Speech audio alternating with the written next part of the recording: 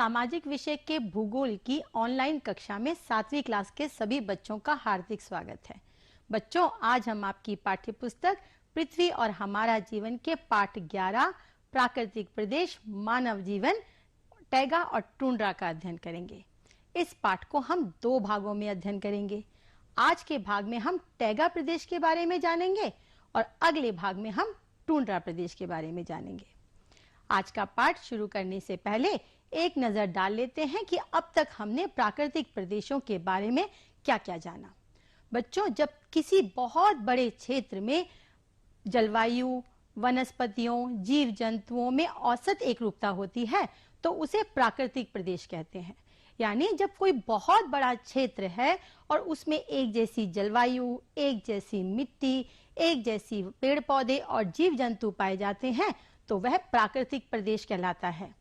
किसी एक प्राकृतिक प्रदेश में पर्यावरणीय भिन्नताएं बहुत कम होती हैं, जबकि किन्हीं 2 प्राकृतिक प्रदेशों में ये पर्यावरणीय भिन्नताएं बहुत ज्यादा दिखाई देती हैं। और जलवायु के आधार पर ही विश्व को कई प्राकृतिक प्रदेशों में बांटा गया है, क्योंकि जलवायु ही किसी प्रदेश की मृदा, पेड़ पौधों, जीव जंतुओं और मानव जीवन को सबसे ज्यादा प्रभावित करती है। हमने पिछले पाठों में विभिन्न ताप कटिबंधों के अंतर्गत आने वाले प्राकृतिक प्रदेशों के नामों को भी जाना था। उन्हें एक बार पुनः दोहरा लेते हैं। इसमें उष्ण कटिबंध के अंतर्गत आने वाले प्राकृतिक प्रदेश हैं विषुवत रेखीय प्रदेश, सवाना प्रदेश, मानसूनी प्रदेश और मरुस्थलीय प्रदेश। फिर शीतोष्ण कटिबंध के अंतर्गत आने वाले प्राकृतिक प्रदेश हैं भूमध्य सागरीय प्रदेश, घास के मैदान, मध्य अक्षांशीय मरुस्थल, पश्चिम यूरोप तुल्य प्रदेश और चीन तुल्य या सेंट लॉरेंस तुल्य प्रदेश। और शीत कटिबंध के अंतर्गत आने वाले प्राकृतिक प्रदेश हैं टैगा प्रदेश और टुंड्रा प्रदेश। और आज के भाग में हम टैगा प्रदेश का ही विस्तार से अध्ययन करेंगे। हम एक बार जान लेते हैं कि आज के पाठ में हम क्या-क्या सीखेंगे। आज के पाठ में हम टैगा प्रदेश की स्थिति और विस्तार के बारे में जानेंगे। यानी टैगा प्रदेश किन अक्षांशों के मध्य स्थित है और महाद्वीपों पर इनका विस्तार कहां से कहां तक है। उसके बाद हम टैगा प्रदेश की जलवायु के बारे में जानेंगे। यहाँ पाए जाने वाले वनस्पति, मिट्टी और जीव जंतुओं के बारे में जानेंगे और जानेंगे कि यहाँ पर मानव जीवन कैसा है और मानव जीवन के विकास के लिए कौन-कौन से कार्य किए जा रहे हैं। बच्चों, हम जिस परिवेश में रहते हैं वहां हम ज्यादा महीने गर्मी का अनुभव करते हैं। सर्दी तो केवल कुछ माह की होती है और जब दिसंबर और जनवरी में कड़कड़ाती ठंड पड़ती है तो हम अधिकतर लोग परेशान हो जाते हैं और गर्मी आने का इंतजार करने लगते हैं। जब केवल कुछ माह की सर्दी से ही हम काफी परेशानी का अनुभव करते हैं। सोचो यदि परिस्थिति इसके विपरीत हो जाए, यानी सर्दियां ज्यादा महीने की हो और गर्मियां केवल कुछ महीने की हो और सर्दी भी इतनी भयंकर हो कि पूरा का पूरा परिवेश धरातल बर्फ से ढक जाए, नदी, नाले, जलाशय ये सब जम जाएं, तो सोचो आप कैसा अनुभव करेंगे। निश्चित तौर पे आप परेशानी का अनुभव करेंगे। बच्चों, संसार में कुछ ऐसे क्षेत्र हैं जहां इसी प्रकार का माहौल होता है, यानी वहां सर्दियां बहुत ज्यादा होती हैं और गर्मियां कम होती हैं। सर्दियां भी इतनी कड़क होती हैं कि साल के आधे से ज्यादा महीने धरातल पूरी तरह बर्फ से ढका रहता है। ऐसा ही एक प्रदेश है टैगा प्रदेश और आज हम इसी टैगा प्रदेश के बारे में जान रहे हैं। टैगा प्रदेश की सबसे पहले हम जानेंगे स्थिति, यानी यह किन अक्षांशों के मध्य स्थित है। टैगा प्रदेश उत्तरी गोलार्ध में 50 डिग्री उत्तरी अक्षांश से लेकर 65 डिग्री उत्तरी अक्षांशों के मध्य स्थित है। और महाद्वीपों पर इनका विस्तार कहां से कहां तक है। उत्तरी अमेरिका में अलास्का से लेकर लेब्राडोर तक इसका विस्तार है और यूरेशिया यानी यूरोप और एशिया में इसका विस्तार फिनलैंड से लेकर उत्तर पूर्वी साइबेरिया तक है। आइए इसके विस्तार को मानचित्र में समझते हैं। ये मानचित्र है और इसमें जो ये आपको हरे रंग का भाग दिखाई दे रहा है ये टैगा प्रदेश है।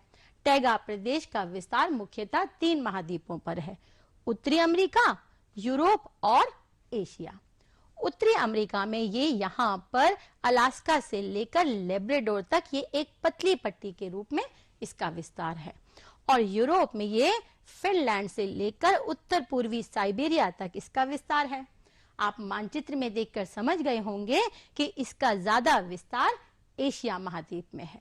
तो बच्चों, अधिकतर टैगा प्रदेश जो हैं वो 3 महाद्वीपों पर पाए जाते हैं, उत्तरी अमेरिका, यूरोप और एशिया महाद्वीप में। अब जानते हैं कि दक्षिणी गोलार्ध में टैगा प्रदेश क्यों नहीं पाए जाते। अभी हमने जाना था ना कि ये उत्तरी गोलार्ध में 50 से लेकर 65 डिग्री उत्तरी अक्षांशों के बीच स्थित हैं। तो ये दक्षिणी गोलार्ध में टैगा प्रदेश क्यों नहीं पाए जाते? क्योंकि दक्षिणी गोलार्ध में 50 से लेकर 65 डिग्री के बीच में केवल जलमंडल का विस्तार है। देखिए, इसको चित्र में समझते हैं।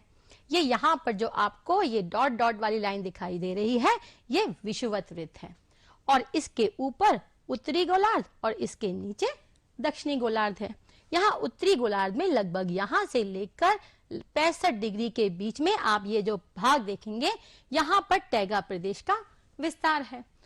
अगर आप दक्षिणी गोलार्ध में देखें तो यहाँ लगभग 50 से लेकर 65 के बीच में अगर आप ध्यान से देखें तो ये वाला जो भाग है, यहाँ पर स्थल मंडल नहीं है, यहाँ पर क्या है, यहाँ महासागर है। इसी कारण दक्षिणी गोलार्ध पर टैगा प्रदेश नहीं पाए जाते हैं। यदि इन अक्षांशों के बीच में स्थल मंडल होता, कोई द्वीप या महाद्वीप होते, तो यहाँ पर भी टैगा प्रदेश पाए जाते। तो बच्चों, अब आपको समझ में आ गया होगा कि दक्षिणी गोलार्ध में टैगा प्रदेश क्यों नहीं पाए जाते हैं। अब जानते हैं टैगा प्रदेश की जलवायु के बारे में। टैगा प्रदेश की जलवायु विषम है। विषम का अर्थ होता है कि यहाँ सर्दी और गर्मी के तापमान में काफी अंतर पाया जाता है। यहाँ सर्दियां जो होती हैं वो ज्यादा महीनों की होती हैं और गर्मियां कम महीनों की होती हैं। और सर्दियां भी बहुत कठोर होती हैं, यानी यहाँ अत्यधिक ठंड पड़ती है।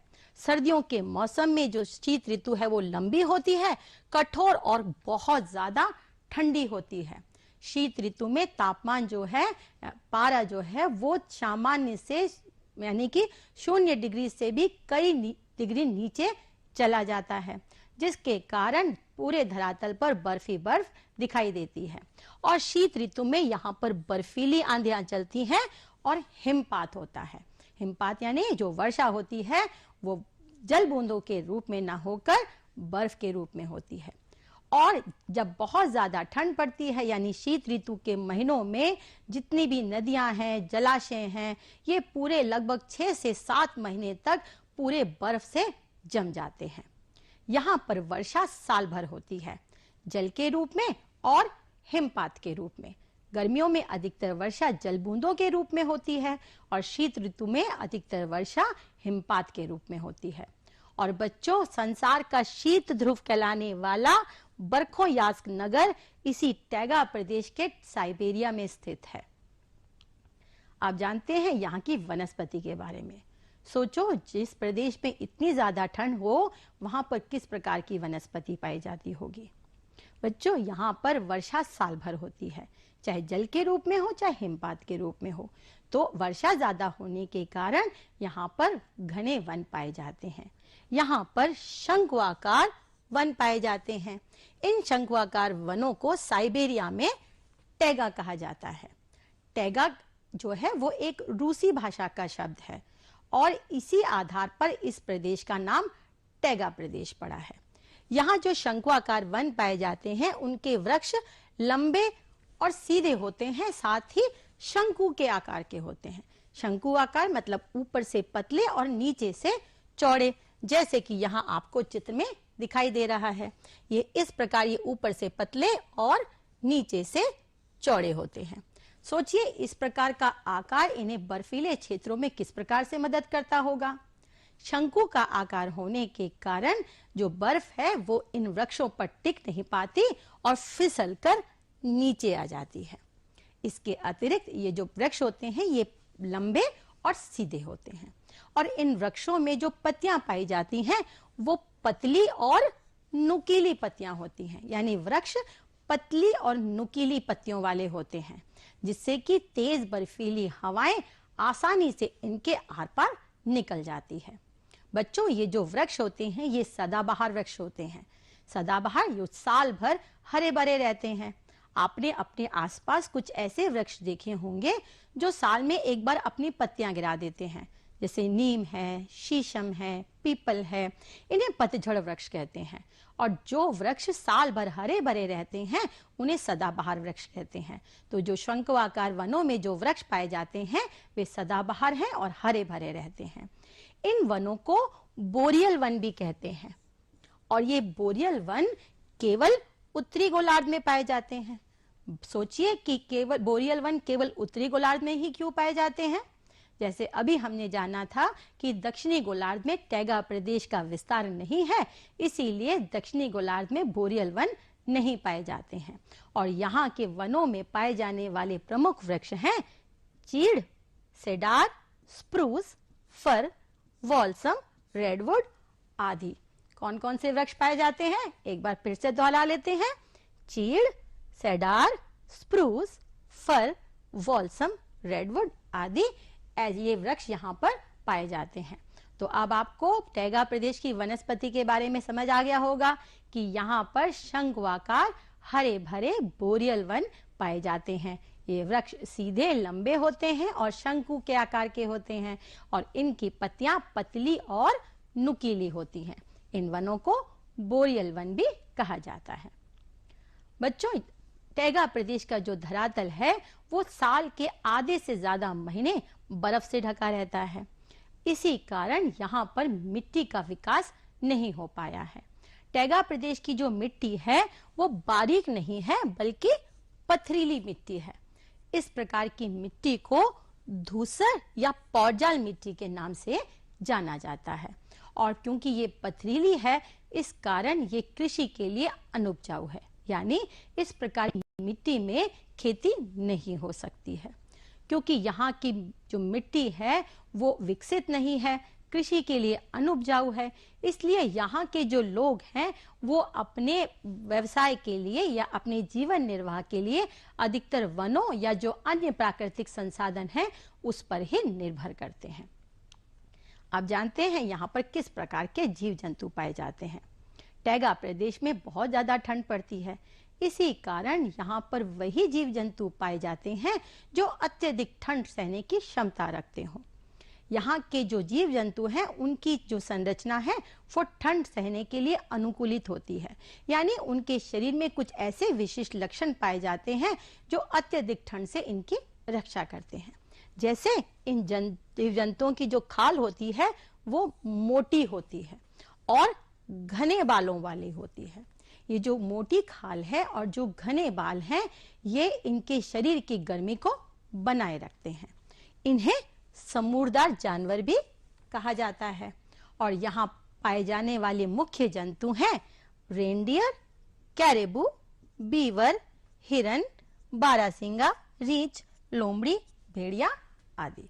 यानी यहाँ पर कौन कौन से जो जीव जंतु हैं जो अधिक संख्या में पाए जाते हैं वो है रेनडियर, कैरेबू, बीवर, हिरन, बारहसिंगा, रीछ, लोमड़ी, भेड़िया आदि। इन्हें समूरदार जानवर भी कहते हैं। बच्चों, जब टैगा प्रदेश में शीत ऋतु का मौसम होता है तो यहाँ के जीव जंतुओं को ठंड की समस्या तो होती है, उसके अतिरिक्त एक और समस्या का सामना करना पड़ता है, वह है आहार की समस्या यानी भोजन की समस्या। क्योंकि साल के आधे से ज्यादा महीने धरातल बर्फ से जम जाता है, तब सबसे ज्यादा समस्या इन्हें ठंड से बचाव की और आहार की ही आती है। तब यहाँ के जीव जंतु कुछ ऐसे उपाय अपनाते हैं जिससे इन दोनों समस्याओं से बचा जा सके। इसमें सबसे प्रमुख है शीत निद्रा। कुछ जीव जंतु शीत निद्रा में चले जाते हैं। शीत निद्रा यानी कि कुछ समय के लिए ये भूमि के नीचे निष्क्रिय हो जाते हैं। जब ठंड का मौसम आता है तो ठंड से बचने के लिए और आहार की समस्या के हल करने के लिए यहाँ के जीव जंतु शीत निद्रा में चले जाते हैं और भूमि के नीचे निष्क्रिय पड़े रहते हैं। ये गर्मी में जो भी भोजन करते हैं उसे वसा के रूप में अपने शरीर में संचित कर लेते हैं। जब ये निष्क्रिय अवस्था में होते हैं तब इन्हें कम ऊर्जा की आवश्यकता पड़ती है और जितनी भी ऊर्जा चाहिए वो अपने शरीर में संचित वसा से उसे प्राप्त करते रहते हैं। इसके अतिरिक्त कुछ जीव जंतु बर्फ की परत के नीचे जो ढकी हुई झाड़ियां हैं उनसे अपना आहार ग्रहण करते रहते हैं। और कुछ जीव जंतु जैसे बीवर ये सर्दियां आने से पहले ही अपने भोजन का संग्रह कर लेते हैं। और कुछ जीव जंतु मौसमी स्थानांतरण करते हैं। मौसमी स्थानांतरण का अर्थ होता है कि किसी खास मौसम में ये किसी अन्य स्थान पर चले जाते हैं और जब वह मौसम बीत जाता है तो वापस अपने क्षेत्रों में आ जाते हैं। इसमें से टैगा प्रदेश के कुछ जीव जंतु जैसे हिरन, बारहसिंगा, रीछ ये दक्षिण की तरफ शीतोष्ण घास के मैदानों में चले जाते हैं। टैगा प्रदेश के दक्षिण में शीतोष्ण घास के मैदान हैं और वहां पर जो सर्दियां होती हैं वो बहुत ज्यादा कठोर नहीं होती हैं। इसलिए ठंड से बचने के लिए और अपने आहार की समस्या को हल करने के लिए ये कुछ जीव जंतु शीतोष्ण घास के मैदानों में जाकर शरण ले लेते हैं। और साइबेरिया के पक्षी भारत के उत्तरी मैदानों में आ जाते हैं। ये साइबेरियन पक्षी जो हैं, क्योंकि ये भारत में आकर शरण लेते हैं, इनके बारे में थोड़ी सी जानकारी और प्राप्त कर लेते हैं।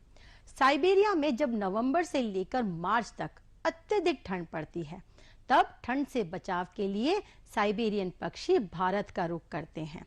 ये हजारों किलोमीटर का सफर तय करके भारत में आते हैं और ये हजारों की संख्या में ही आते हैं।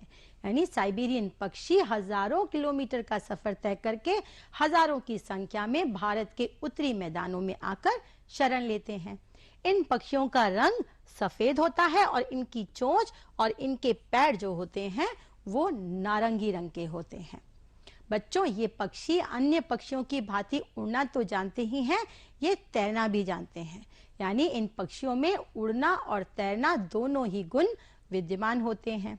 जब नवंबर में साइबेरिया में जब बहुत ज्यादा ठंड पड़ती है तब ये उड़कर भारत में आ जाते हैं और फरवरी और मार्च में जब गर्मियों का मौसम शुरू होता है तब ये वापस अपने देश साइबेरिया लौट जाते हैं।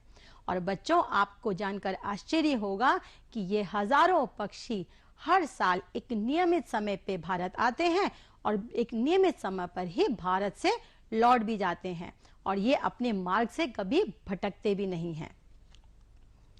अब जानते हैं यहाँ के मानव जीवन के बारे में।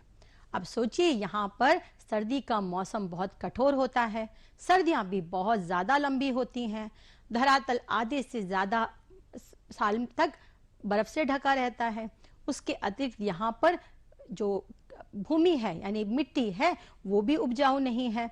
इन्हीं सब विषम परिस्थितियों और विषम जलवायु के कारण यहाँ पर बहुत कम जनसंख्या निवास करती है। यहाँ के यानी टैगा प्रदेश के कुछ भीतरी भागों में कुछ जनजातियां निवास करती हैं। इन जनजातियों का जो व्यवसाय होता है वो अधिकतर वनों पर आधारित उद्योग होते हैं। यानी ये वनों पर आधारित उद्योगों पर ज्यादा निर्भर करते हैं और उसके अतिरिक्त कुछ लोग मछली भी पकड़ते हैं।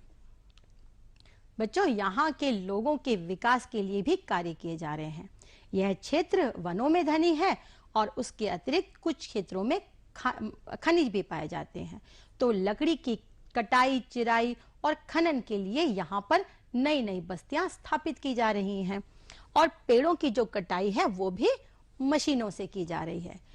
पेड़ों से जो लट्ठे प्राप्त होते हैं, लकड़ी के लट्ठे, उनसे ये लोग इमारती लकड़ी, लुगदी, कागज, दिया सलाई, खंबे, फर्नीचर और अन्य पदार्थ तैयार किए जा रहे हैं।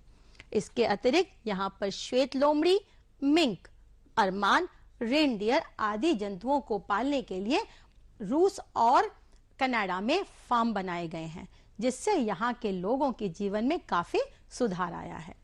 इसके अतिरिक्त इस प्रदेश के जो दक्षिण में शीतोष्ण घास की सीमा है वहां पर खेती की संभावना है, तो वहां पर जौ, राई और आलू की खेती की संभावना होने के कारण वहां पर कृषि का भी प्रयास किया जा रहा है। और इन मार्गों में, इन क्षेत्रों में सुगमता से पहुंचा जा सके, इसके लिए वहां पर रेल मार्ग की व्यवस्था भी की गई है। कुछ जगह पर रेल मार्ग बिछाया भी गया है। इसमें प्रमुख है रूस का ट्रांस साइबेरियन रेल मार्ग और कनाडा का कैनेडियन नेशनल और कैनेडियन पैसिफिक रेल मार्ग। यह टैगा प्रदेश के दक्षिण में स्थित है।